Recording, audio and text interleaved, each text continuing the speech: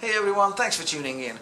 In occupations where moving fluids from A to B through pipes is considered, sometimes the yield formula is used in calculations. In this video, I'm going to show you and explain three variants of the yield formula. One that works in US customary, one that works in imperial, and the third variant that works in the metric system. I'm going to explain what each of the letters and numbers mean in the formulas, as well as the concept, why the formulas look the way they do. I will finish this video by showing you two sample calculations, one with US gallons and one in liters in the metric system, to show you how the formulas actually work, how the concepts translate to using the formula to get some results. Let's get going. The formula is printed in this format. These center dots indicate multiplication. I did not want to print x's because that would make it ax, vx, 60. It didn't look good. This is cleaner. However, do note this is a decimal dot. In your country, in your market, decimal numbers might be formatted differently, so that's why I'm pointing it out. This is 7.48. The formula for imperial gallons or imperial yield looks almost identical, except of course there's a different number here. I'm going to explain the meaning of all of these numbers and all of these letters, but here I want to point out that in some textbooks or course books, these two numbers, as multiplication goes, might be shortened to just one number. You can go on your calculator and times 60 with 6.24, and it's 374.4. This is always 60, this is always 6.24. It's possible to use just 374.4 all the time.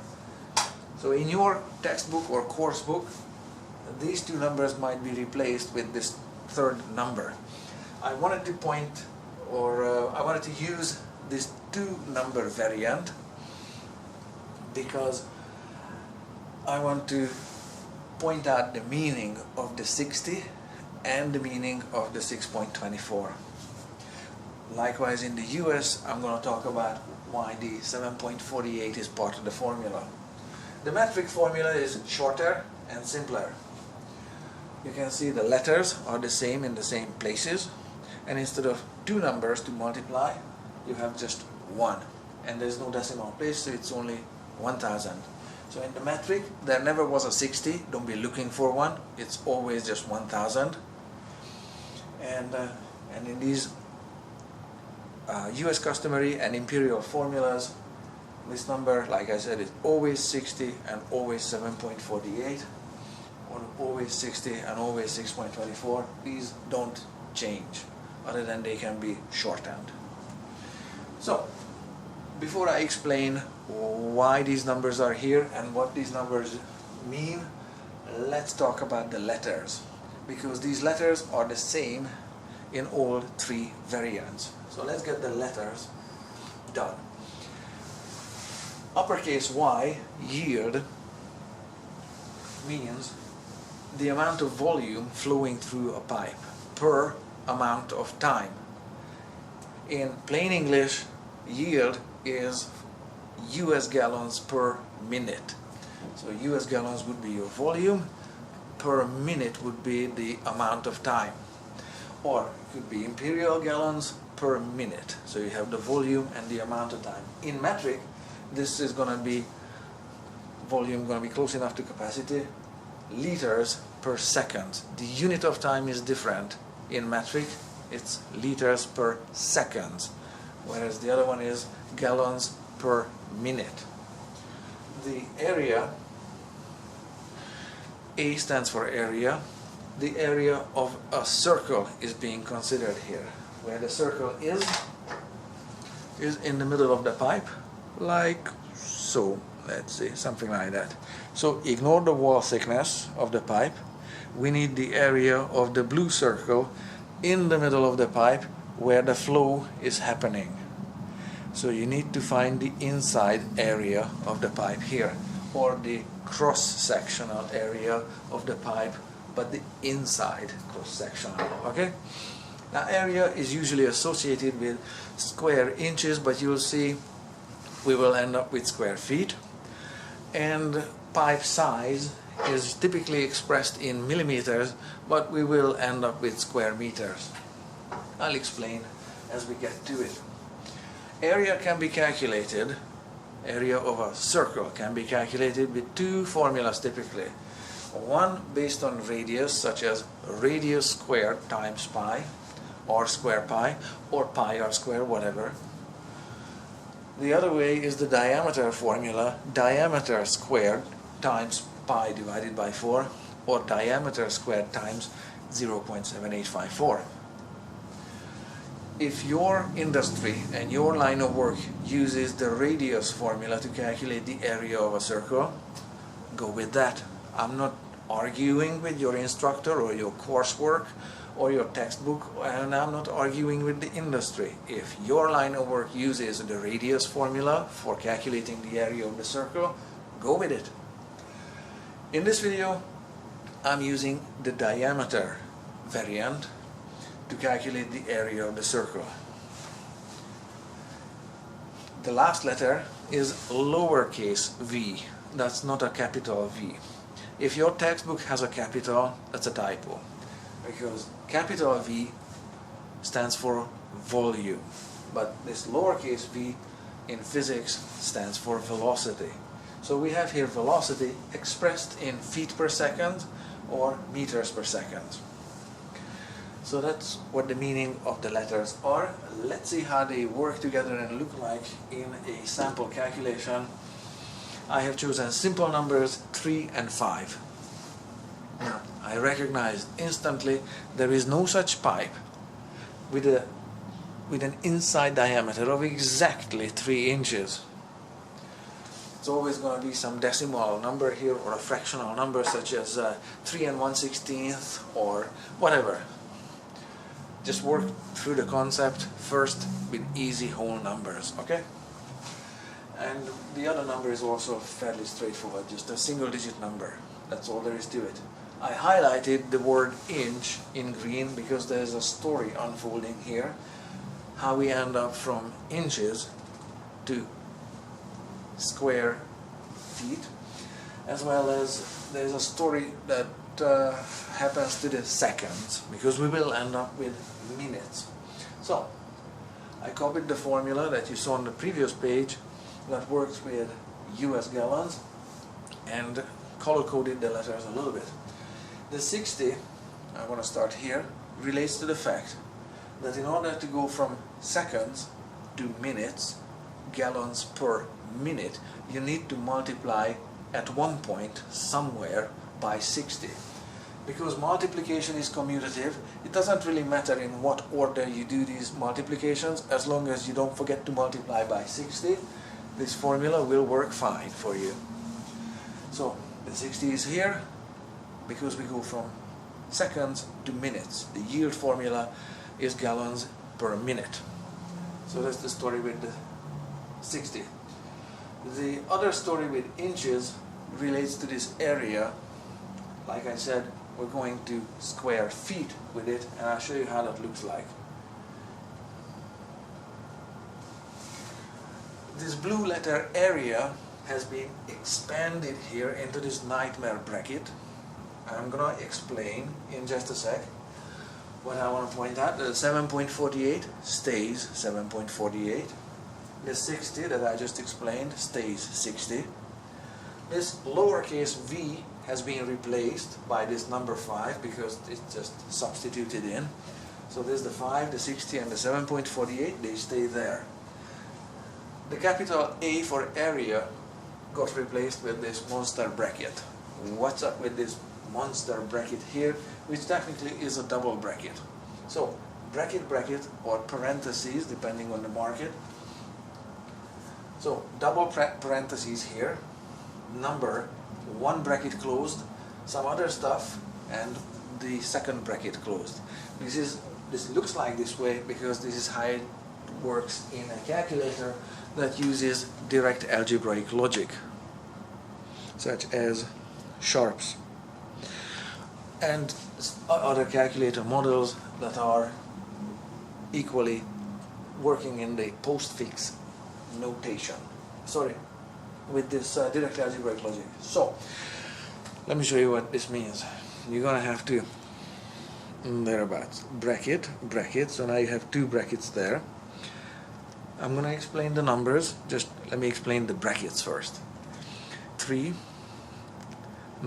over 12, close the bracket and do the bracket first before you do that squaring. So now you can enter squared, and then this gets times by pi over 4 and close the bracket. So that's how it looks like when it's, sorry about it, I'm just working with the glare. So this is how it looks like when this double bracket formula here is entered, and we can go back. You can see it starts with a double bracket there. So that's how this part of the formula looks like. So what's going on here? To calculate the area of a circle, you need to square the radius and times it by pi, or square the diameter and times it by pi over 4. This is what I've chosen here. This part here is the diameter being squared, and this one here is the pi over 4 part. In here you have an extra number, the 12. What's the 12 doing here? It goes back to the word inches. This part of the formula here converts inches to feet before it's being squared. It's really important that you do this divided by 12 part before squaring the inside diameter. The fraction, let's work with just 3 over 12. Of course the fraction can be formatted this way because it's easier that way, but usually it's looking like this. 3 over 12 can be reduced. It's a fraction not in lowest terms. There is another equivalent fraction. 1 over 4 is how this fraction looks like in lowest terms. What this fraction equivalency here essentially says, what this part of the formula essentially says, is that 3 inches is a quarter of a foot. A foot being, I don't know, about this long, and 3 inches is about this long, so you have 4 chunks of 3 inches to make a foot. 3 inches is a quarter of a foot. This part of the formula makes feet out of the inches that you have. This 3, of course, can be a decimal number, 3.5. It can be another fraction, 3 and 1/16, whatever the actual inside diameter of the pipe is, the formula will work, and this is the place for it. Okay? So that's the meaning here of the 12. That's why the 12 is in the formula. It's not intuitive. It's not, you can't guess this on your own. This area here is calculated in square feet, whereas pipe size is always sized in inches, because yield at the end here is going to be in US gallons in this formula here, or imperial gallons with the, where the number is different at the end. This calculation here in the bracket needs to be done in feet to get square feet. Once you square it, it's going to be just square feet. So that's why there is a 12 here. To get gallons, you need to work here with feet, not inches, but always inches will be given for pipe size, and converting it to feet is not negotiable. It's a fixed standard part of the formula. Just like there's always a 60, and in the US gallon calculation there's always a 7.48, there is always an invisible 12 here. Okay, so I know the explanation is a little slow. I'm not trying to insult your intelligence. Thank you for your patience. just want to point out there is always a 12 here. It's not negotiable. So this part makes square feet, and when the square feet gets multiplied with another foot, that's part of the flow rate, feet per second. Square feet times this flow rate number here, square feet times feet makes cubic feet. Okay, square feet times feet is cubic feet. The meaning of this last number here, what this is doing here, it's converting from cubic feet to US gallons. This conversion factor might be familiar from other videos or other calculations you've done in your line of work. So that's the conversion factor from cubic feet to US gallons. Like I said, it's possible to collapse the 60 and the 7.48 into one number, but I did want to point out why there is a 60 here and why there is the 7.48 here. Once they are collapsed into one number, they are unrecognizable. So your calculation, of course, will work if you just replace those two numbers by just a single number, because this is always 60 and that's always 7.48. To finish off the calculation, I can multiply this double bracketed number cluster here by 5, by 60, and by 7.48, and we will have a result, that number 110 plus change, depending on the requirements of your job or your work task. This can be rounded to just 110, or however precise you need to be. It's up to you and your task and your line of work, but that's how the numbers work together. Do notice the final answer for yield is in gallons per minute. That minute again has to do or started as seconds. That's why the 60 is in the formula, so the red stuff connects back all the way, going from seconds to minutes. And this 12 is hidden in this formula. It's counterintuitive, part of the area calculation, an extra number that you need to remember, because otherwise it will not work. So that's how this calculation looks like. The metric is simpler. I think that's good news. So let's have a look at the metric variant here. I picked two other numbers, not the single digit numbers, 100 millimeter pipe and 2.5 as a decimal number. Again, the 100 is on the inside of the pipe here, inside diameter, color coded it green because there's a story that's coming up, short story this time, and the seconds will, I highlighted it, but it will stay seconds. I copied the metric formula here and made no changes whatsoever besides highlighting the letter A for area of the circle, because there's going to be some magic going on here with those millimeters. This is how the second line of the formula looks like. We have another monster bracket here that's just as confusing as the previous one, but it's going to be faster because the pattern is the same. The number 1000 we start at the end, why not? Just repeats there as the number 1000. Lowercase v has been replaced by the number 2.5 because that's your flow rate. And the letter capital A, area, is here inside this double bracket nightmare again. Just as with the previous one, this is diameter squared times pi over 4. Of course you can use 50 here, 50 with radius, and just radius squared times pi will also work equally well. However, instead of a 12, now we have a 1000 here. That 1000 comes from the fact that we are going from millimeters to meters. So this 1000 is always 1000 here and does not look like it's part of the original equation. This 1000 is not this. It's a new additional number that's hiding inside the area of the circle as it's converted from millimeters to meters. Once the diameter of the circle in this case is converted to meters, it's being squared. so now it's square meters. This square meters gets multiplied by a third number that also has meters to it. Square meters times meters will equal cubic meters. And the last 1000 number here converts from cubic meters to liters, because there are 1000 liters in a cubic meter.